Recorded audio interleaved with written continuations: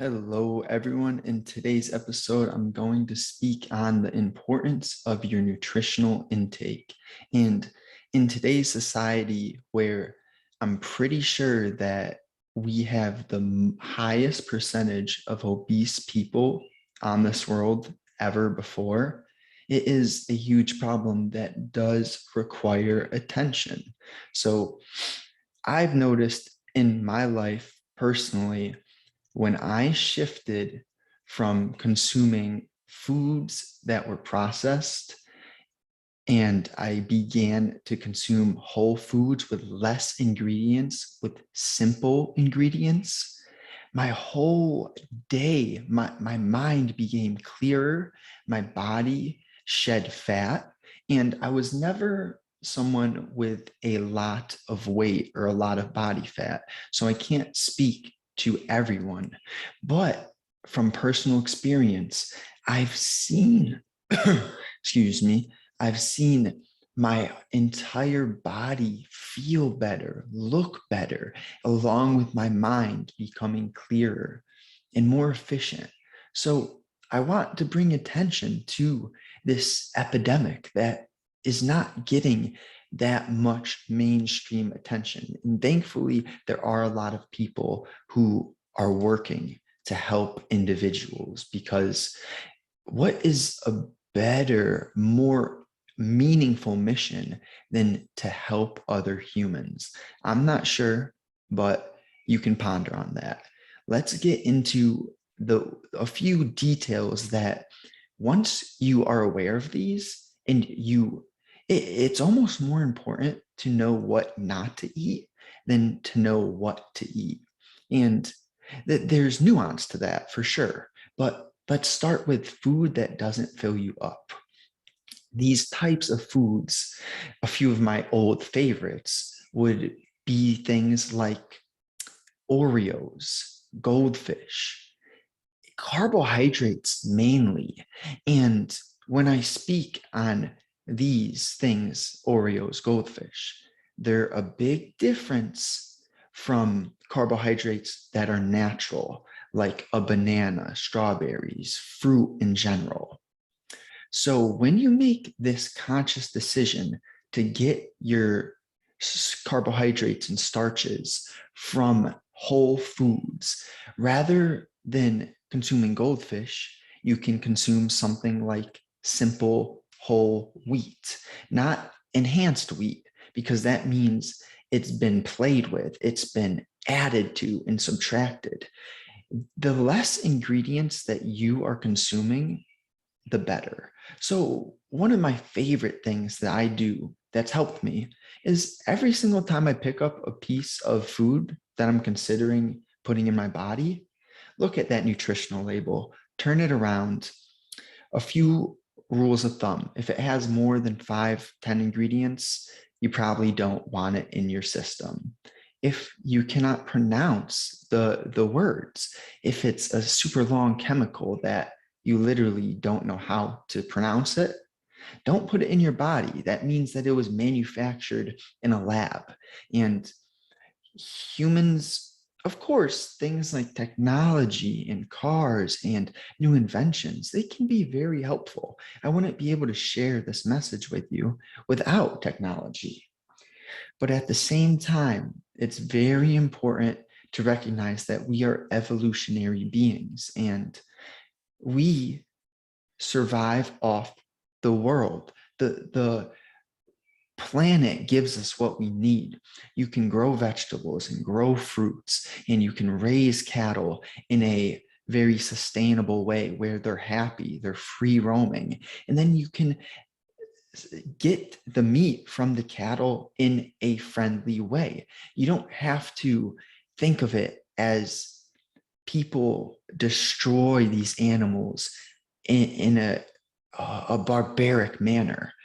I am of the belief that you can get meat from animals in this friendly manner of injecting them with something that peacefully kills them. And kill is a rough word, but leads them to another life is a better way to put it.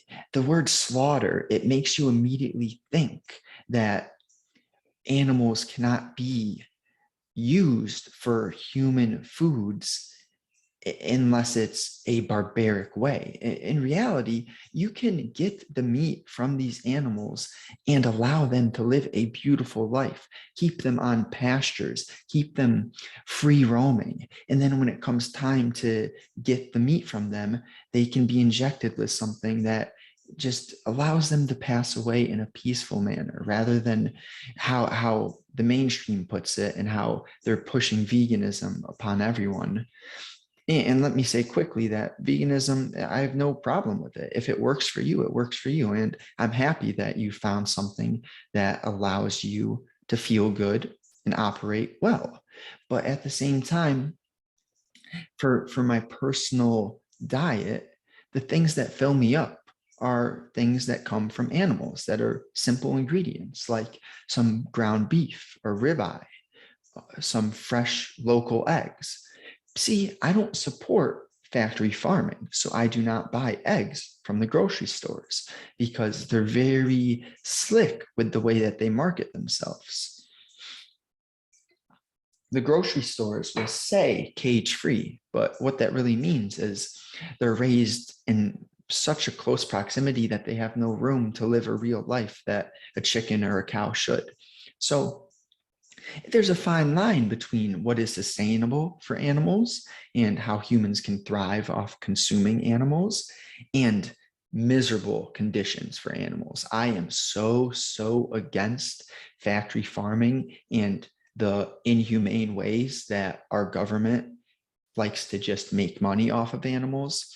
So that being said, the foods that don't fill you up, they are complex, they're processed. They have ingredients like canola oil, soy lecithin. These oils, our body is not an engine. Our body is a very balanced, natural machine. It is not an engine that requires high heat to create the oils like a car motor. So any oil that has been used has required heat, high temperatures to create. I'll give you some examples. Soybean oil, canola oil, vegetable oil, safflower oil, sunflower oil, any oil besides extra virgin olive oil and coconut oil, I would stay away from. You do not want that stuff in your body. So they actually did a study on rats, and this study was pertaining to sun cancer and skin cancer. And the difference between the group A rats and the group B rats was simple. It was their diet. So the group A was fed a average American diet with the soybean oils, all the high temperature oils, processed foods, ingredients you can't pronounce, etc.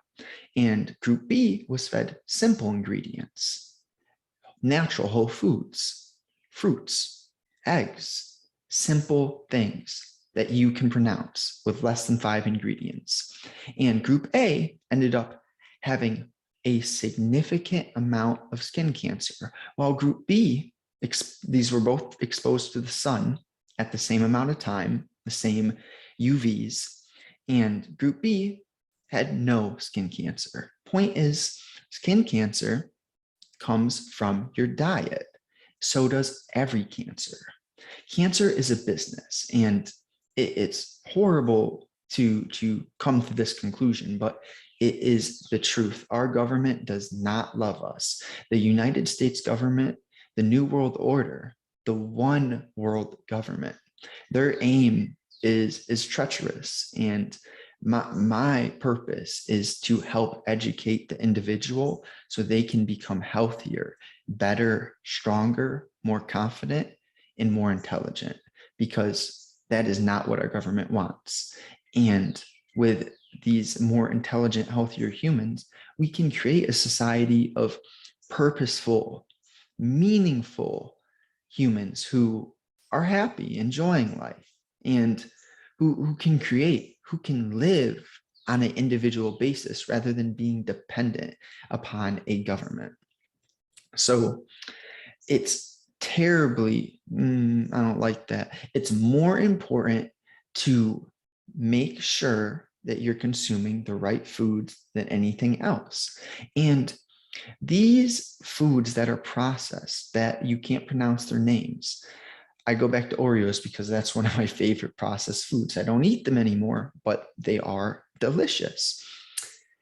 You get such a flavor because it is fake. It is artificial. An Oreo does not grow from the fucking ground. An Oreo is made from lab ingredients. When you look on the back of a nutritional label and there's like 50 ingredients, oh my gosh, throw that shit away and stop buying it. It's terrible for you. And don't get me wrong, I'm not saying you can never have a Oreo again, but my point is, for most of your diet, you do not want that stuff. It is proven to be addicting. They create the chemical composition of these foods to addict you, to keep you hooked in a cycle. Sugar chemically makes you want to eat more. And so why is this so important? Number one, you feel bad when you eat these things. You might not recognize it if you've been consuming them for an extended period of time, but if you start eating whole natural foods, simple ingredients, you'll notice immediately how much better you feel, how clearer your mind is. And not to speak on one of the most important things to life is you'll lose body fat if you're at least, walking, moving a little bit, maybe work out, maybe swim, any sort of exercise. Your body and mind is linked. So with that lost body fat from the change in your nutritional intake, looking good, feeling good, having a nice body is 80% nutrition, 20% training. Most of it is nutrition. So you'll raise your confidence. And not to mention, you have one body, one body. I love this quote. If you do not make time for your wellness, you will be forced to make time for your illness. I'll say it again. If you do not make time for your wellness, you'll be forced to make time for your illness. Think about that and now make a decision. Do you want to be old and watching your kids or grandkids play, wishing that you had taken care of your body so you could play with them? Or do you make the decision now to stand up for your future self, to keep your body feeling good so when you're older, you are still young? Age is just a number. There are millions of 60, 70-year-olds who are active, who can move and who feel good. Why? Because they recognized at a younger age how important taking care and maintaining their bodily systems and mind is. So the benefits to eating the right foods, the simple ingredients, or let me hit one key point. I weigh 160 pounds. Whatever you weigh, this is, I don't like the word hack, but it is a hack. It's a cheat code, man. Consume your body weight in protein every day. Why? Well, protein keeps you full for much longer than carbohydrates or anything else. So I'm not saying don't eat fruit. You need fruit, you need vegetables, but the biggest, most important thing is getting your body weight in protein. And I'm not saying protein from soy, protein from oils. Get your protein from natural sourced foods. Foods like chicken, beef, lamb, bison, eggs, and chickens will eat bugs and grass and maybe a little bit of corn feed, but everything besides the chicken must be grass fed. If you're eating beef that was fed GMO corn and GMO wheat, that is not healthy for you. Rather, make sure it's, if you can, locally source it. I'm working on that. Haven't got the freezer, haven't built the connection, but I'm working on that myself. Getting an extra freezer so I can have locally sourced beef that was grass finished, rather than supporting the factory farming, because it's inhumane. But there's also sustainable farms. So it's all about where you get your food from. So be sure that you're consuming your body weight in protein, and it's healthy protein. Okay. And something else that is very helpful for this is fasting throughout the day. What I mean is, you shouldn't be eating all day. Maybe have like a 6 to 8 hour window where you eat your food. What I love to do that's helpful for me, I wake up and I train early in the morning. First of all, that gets my body going. Second of all, it makes me take flight. I go right into adversity. So my mind is strengthened early in the day. Third, after that training session, I'm hungry. I've got my metabolism going. I've moved. I've burned calories. I've sweat. So that's when that first meal comes in. And you've earned that first meal. So get your body weight in protein, not in one meal, but throughout 2 or 3 meals. What I usually do, I'm 160 pounds. I have 40 grams of protein first meal. That, let's say, happens between 7, 8, or 9. I train at 5 a.m. So just so you know. And then around 12 or 1 p.m., I have a protein shake. And this protein shake, it has 80 grams of protein. I toss in 5 raw eggs. I do not drink them raw. I use a smoothie machine so it tastes good. I know it doesn't sound like something, but even I gave it to my little sister and she was impressed. She was surprised with how tasty the shake was. So don't doubt it until you give it a try. Those 5 raw eggs give me 30 grams of protein. And then the other 50 grams come from the protein shakes. I use collagen, which is sourced from cows, and it strengthens your hair, your joints, your nails, and it was something else, but I forget. And so I'm at 120 grams of protein by 1 o'clock. And then for dinner, I have 40 more grams of protein. And that's really as simple as it needs to get. And one last piece would be for your carbohydrates, for your intake that is not protein, make sure it's natural as well. You don't want to be eating Ritz crackers that has soybean oil and soy lecithin and fucking 30 ingredients. You can have crackers, but make sure the crackers have 5 ingredients, And most of my carbohydrates come from fruit, but I'm not saying you can't have bread. We have a bread machine at my house. It takes less than 5 ingredients. It's like a crock pot, if you know what that is. You put it in the machine, you do the yeast, you do the wheat, you do the flour. It's like 5 damn ingredients, and it does its thing for 4 or 5 hours. Bada bing. You have your own bread, and it's not that hard. So point is, I'm really getting at being more independent on yourself. Growing food, it's a good venture to water plants, to take care of your things. It builds good habits and it strengthens you. So if you get anything, the final point I want to leave you with is simple ingredients, ingredients that you can pronounce. And if it has more than 5 to 10 ingredients, do not consume it. But the arching premise of this all is you have to read your nutritional labels. Some of you might not even be aware of the things I've spoken about in this podcast. And that's why I want to bring it to your awareness. And let me leave off. I'm not telling you what to do. I am never telling you what to do. All I'm simply aiming is to share what's worked for me, how I got a body and confidence that I am happy with. I can walk around and be proud of the person I am. And I wish that for you as well. So if you enjoy, please, the best way to help me out for sharing value with you is simple. If you listen on Spotify, go drop a rating, whatever stars you want. I'm not telling you what to do. Do what you think you want to do. And on Apple, just go all the way to the bottom of it when you're in the episodes and write me a review. I would love that. And it would mean a lot to me.